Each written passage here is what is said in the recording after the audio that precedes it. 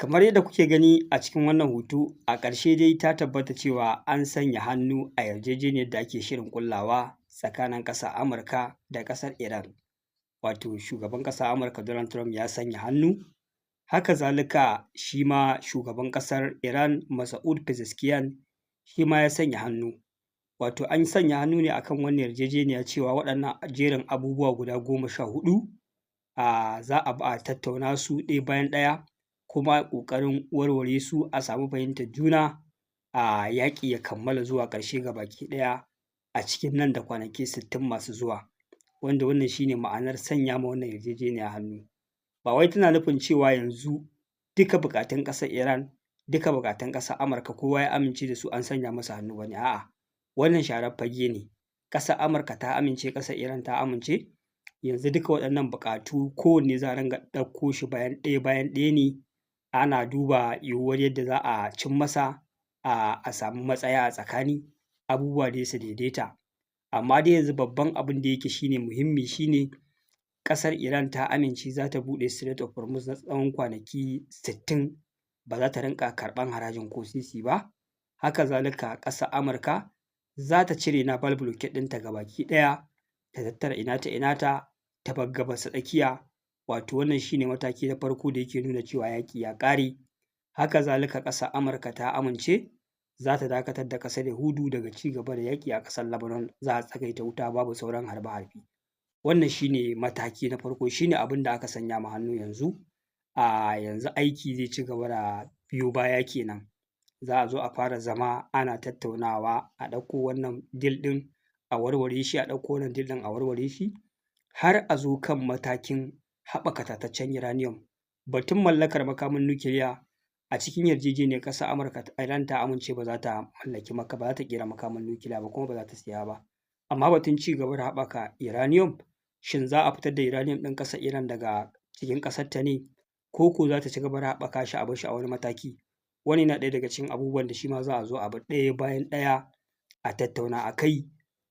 wanda wannan shi ne abin da yake sharar fage, wanda shi ne abin da yake yanzu aka ƙulla a farko.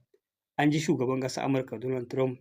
yana irin abin da ya saba, wato borin kunya da ɗan bambami da barazana, cewa fa duk da sun sa ma wannan yarjejeniya hannu, idan daga bisani aka zo aka ga ƙasar Iran ta fara yin tutsu tana kauce ma wasu abubuwa, ta ƙi yarda dai a daidaita a sulhu, to wallahi fa zai dawo da sojoji ya ci gaba da bambame ƙasar Iran, a ci gaba da ɗauki ba daɗi. Kai ka ɗauka kawai idan ya zo shi ne yake kai hare-hare, su ba a kai musu. Wannan abubuwa ne na nuna cewa dai kar ya nuna cewa ya miƙa wuya ne, ya sa yake ɗan yin waɗannan maganganu domin ya ja hankalin al'umma. Kun san idan bai so ko wata magana da za ta zamana ita ce topic ba, ita ce abin da zai ja hankalin al'umma ba, to duniya za ta zo ta yi dariya, domin dariyar kuwa shi ne tuntuni yake ikirarin cewa ya gama da sojojin ƙasar Iran, amma a ƙarshe ya gagara buɗe Strait of Hormuz, sai da aka zo aka yi yarjejeniya sannan su ƙasar Iran ɗin da kansu suka buɗe, sannan jirage suka ci gaba da wucewa. Wanda abin da bai so a tsaya ana tattaunawa a kai kenan, wani lokaci cikin hikima da dabaru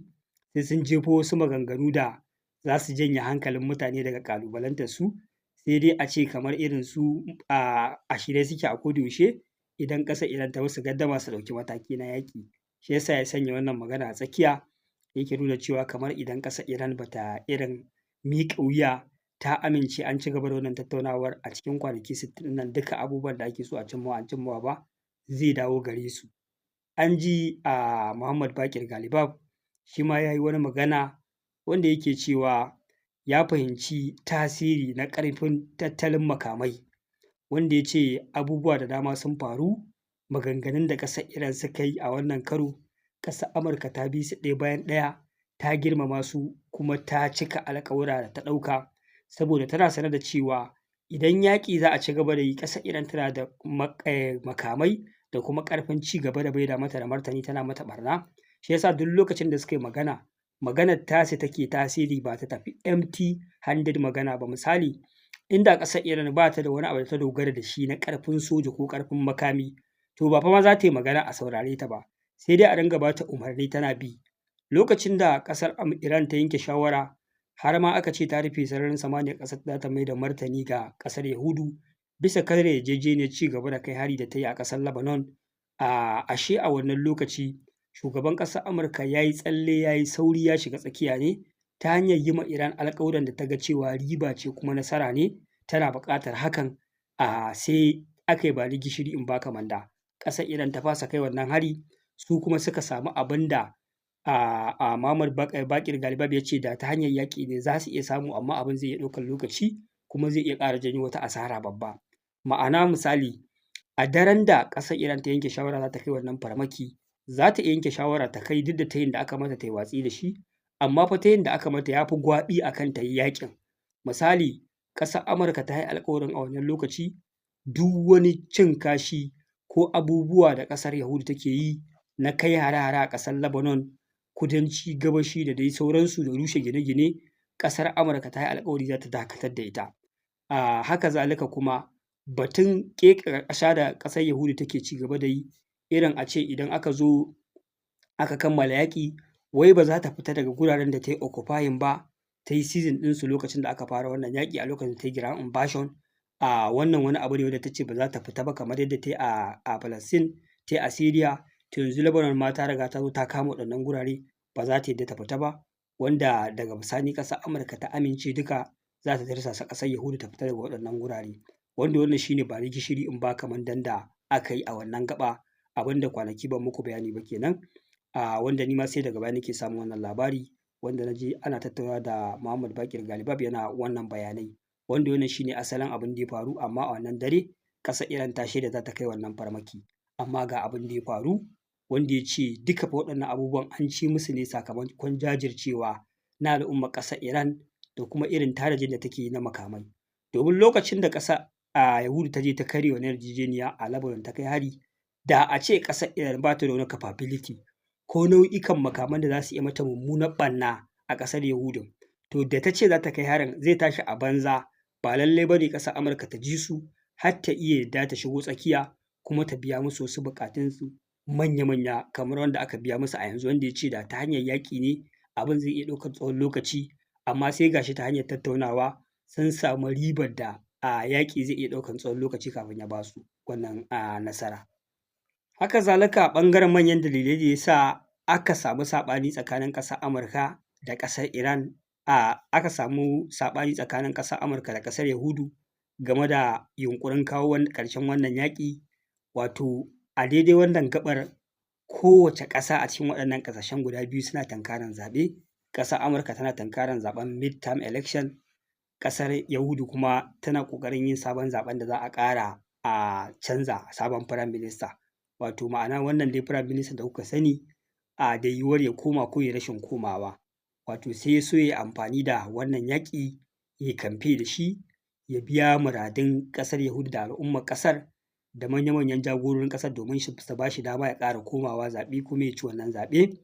ta hanyar yin mummunar ɓanna a ƙasar Lebanon da ta hanyar fakewa da Hezbollah, wanda shi ne fa aka ga ya ƙeƙe ƙasa yana ta neman hanyar da sai ya lalata wannan yarjejeniya, sai ya ci gaba da wannan yaƙi, sai ya yi ɓarnar da za a ce fa ya yi bajintar da ba lallai ba ne a samu wani kamarsa da zai ci gaba da irin wannan aika-aika da ake yi a gabas ta tsakiya. Wanda su kuma a ɓangaren ƙasar Amurka, su kuma a ɓangaren zaɓen da za su shiga, suna so a ce sun dakatar da wannan yaƙi domin al'ummar ƙasarsu kuma ba sa buƙatar wannan yaƙi, sakamakon yadda abubuwa suke ta yin tsada, ana shiga yanayi mawuyaci, wanda idan aka kai ga gaɓar yin wannan zaɓe ba tare da abubuwa sun daidaita ba, tsabar hauhawar farashi kawai da kayayyaki, mafi akasari 'yan jam'iyyar shugaban ƙasar Amurka Donald Trump za su yi mummunar faɗuwa a wannan zaɓe, wanda kun ga kenan muradai guda biyu ne suka bambanta. Ƙasar Amurka tana so a dakata da yaƙin, mai ya sauka, farashi na abubuwa ya sauka domin ta shiga zaɓe bisa cewa ta ci nasara a ƙasar Iran, ta dakatar da ita daga mallakar makamin nukiliya. A ƙarshe dai kuma gashi nan abubuwa sun dawo sun daidaita, an buɗe Strait of Hormuz. Saboda haka domin biyan buƙatun ƙasar Amurka ne duka aka shiga wannan yanayi, sai ta shiga zaɓe da tsaftataccen hannu. Su kuma waɗannan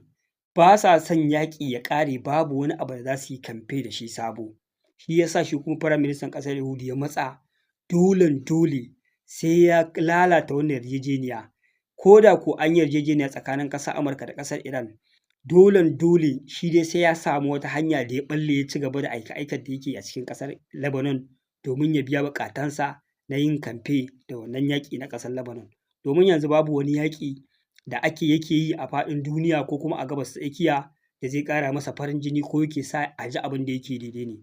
Domin yaƙin da ake irin a Gaza da Syria duka waɗannan yaƙuna sun lafa, to yanzu kuma da menene za ka yi kamfe? Babu wani abu a ƙasa, shi yasa yake ta ƙoƙari dai a ci gaba da wannan yaƙi domin ya zama shi ne abin da yake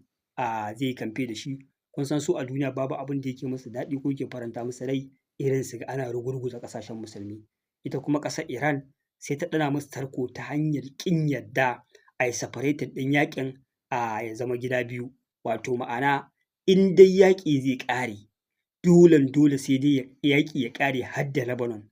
Gabaki ɗaya yaƙi ya tsaya cak a Gabas ta Tsakiya kenan. Ba ta yadda an raba ba, duk da sun yi iya bakin ƙoƙarinsu su ga cewa sun raba yaƙin ya zama da cewa Iran da Amurka matsalarsu daban, ƙasar Lebanon da ƙasar Yahudu matsalarsu daban. Kun ga su wa'incan idan aka raba za su samu dama su ci gaba da yin abin da suke so su yi a Lebanon. Su kuma ƙasar Amurka idan aka ce an daidaita tsakaninsu da ƙasar Iran, kun ga za su buɗe Strait of Hormuz, su ma buƙatunsu za su biya kenan. Kowace ƙasa buƙatunta za su biya a cikin ƙasar Yahudu da ƙasar Amurka. Amma ƙasar Iran ina ta maƙale ta ƙi kashe ƙasa, ta ce a tafau yaƙin nan duka dole sai dai a gama shi a lokaci guda a Lebanon, Amurka, Iran, Yahudu duka yaƙi ya tsaya kacokan, wanda kuma a ƙarshe dai abin da aka yi nasara kenan. Haka zalika magana ta gaskiya fa, ina tabbatar muku a cikin wannan yarjejeniya in ta ƙarasa tabbata completely, za ku ga irin gagarumar nasarar da ƙasar Iran ta yi a cikin abubuwan da aka amince, su ne za a yi ma ƙasar Iran ta amince har ta iya yadda ta haƙura da mallakar makamin nukiliya. Al'ummar duniya za ta sha mamaki. Haka zalika wani abu da duniya ba ta fahimta ba, ita fa wannan yarjejeniyar da zarar na tumbatsa, na samu muradai na sun gama cika, na numfasa, in ma ɓanna ce aka min na gama gyarawa, in ma wasu makamai nake buƙata na gama tanaza, da jin cewa yanzu ko da ka dawo za ka yi yaƙi da ni ba lallai ba ne ka yi nasara. Ina iya ɓallewa daga wannan yarjejeniyar in ce fa ni wannan yarjejeniyar da aka yi da ni ma na fasa, saboda haka ni sai na mallaki wannan makami, sai dai a ci gaba da yaƙi. A lokacin da yaƙin da ƙila in ka tunkare ni ba za ka iya yaƙin da ni ba ko ba za ka yi nasara da ni ba. Kamar yadda da akwai yarjejeniyar shugaban ƙasar Amurka yana cin mulki Donald Trump karo na biyu, ya zo ya rushe ta, ya zo ya fara yaƙi da Iran. To ita ma fa nan gaba Iran misali ko da ta amince da wannan yarjejeniya ba za ta mallaka ba, tana iya yiwuwa bayan ta tumbatsa muradanta da buƙatunta sun gama kammala, ta mallaki duka abubuwan da take so ta mallaka a hannunta, duk lokacin da ta ga dama tana iya cewa ta ɓalle, illa iyaka a ce to yanzu da kun ɓalle yaƙi za mu yi da ku. To a lokacin kuma maybe ta yi shirin da yaƙin ba lallai ba ne a yi nasara a kanta, dole a haƙura a ƙyale ta ta mallaki wannan makami. Wannan shi ne abin da mutane da yawa ba su fahimta ba, ko kuma zai iya faruwa a nan gaba kai tsaye tunda ya riga ya faru a baya. Jama'a a nan zan dakata, insha Allahu sai a bidiyo na gaba kwa ci gaba da samun cikakkun bayanai game da halin da ake ciki a wannan yaƙi na Gabas ta Tsakiya. Wassalamu alaikum warahmatullahi.